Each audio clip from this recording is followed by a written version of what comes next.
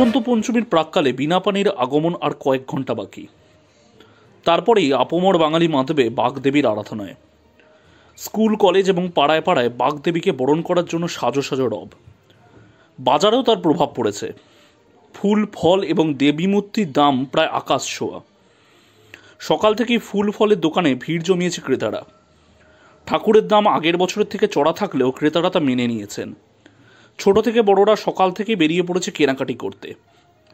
ঠাকুর দোকানের কথায়, ঠাকুর ভালোই বিক্রি হচ্ছে, কালকেও ভালো বিক্রি করেছি আমরা, যতটা পেরেছি। অনেকটা মাল কেটে গেছে আমাদের। এই বছর ভালো পুজো হবে, কেন 2 বছর তো ওই করোনা করেই গেছে, অনেক আমাদের তখন লস ছিল। এখন আমাদের বাজার উঠেছে, সবাই ভালো বাজার, সবারই বিক্রি হয়েছে, আরও দোকানদার বেড়েছে, আমাদের সেল কমেনি, সেল ভালোই আছে। না, দাম তো জিনিসের সব কিছু, নিত্য প্রয়োজনীয় জিনিসের দামও বেশি, সব কিছু। আপনি একটা ফল কিনতে যাবেন তাতেও বেশি, এখন সিজনের ব্যাপার, সব কিছু। ধরুন একটা ঠাকুরে যেটা যদি 400 টাকা বেচতাম, সেটা এখন 450 টাকা হচ্ছে আমার কাছে। কে কি নিচ্ছে জানি না, কিন্তু আমরা ওইভাবেই বেচি। আমার কাস্টমারকে আমি ধরে রাখতে চাই। দশকর্মার বাজারে ভিড় জমিয়েছে ক্রেতারা।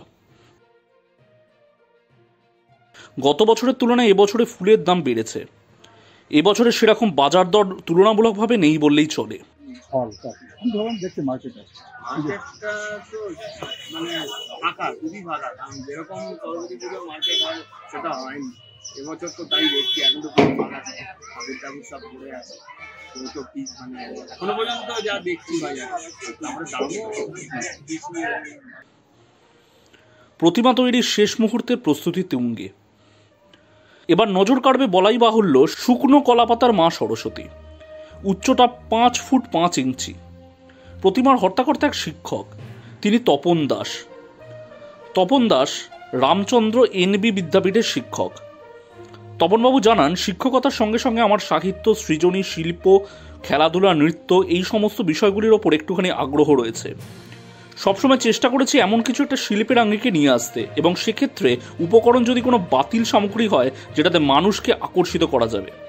আমার স্কুলের জন্য মা সরস্বতী পুরো শুকনো কলা পাতার উপর কাজ করা। আগেকার দিনে আমাদের কোনো বিয়েবাড়ি হলে কলা পাতা, শাল পাতায় যে খাওয়ার প্রচলন ছিল, সেটা এখন প্রায় বন্ধ হয়ে গেছে বললেই চলে। এখনকার বিয়েবাড়িতে থার্মোকলের প্লেট, তারপরে আমাদের যে প্লাস্টিক, এগুলো খাওয়া দাওয়া চলছে। এর ফলে কি সেগুলো খাওয়ার পর ফেলে দেওয়া হচ্ছে নর্দমা, নদীতে, চাষের জমিতে, পুকুরে, এগুলো জমছে। এর ফলে আমাদের উন্নতি ঘটছে ঠিকই, কিন্তু উন্নয়নটাকে কোথাও যেন একটা আটকে রাখছে। এই জন্য আমি চাইছি যে পরিবেশ বান্ধব জিনিস এই কলা পাতাটাই ব্যবহার করেছি, কারণ আমি চাইছি আবার 15 দিনের এই যে কলা পাতায় খাওয়া এগুলো ফিরে আসুক এবং প্লাস্টিক মুক্ত সমাজ গড়ে উঠুক।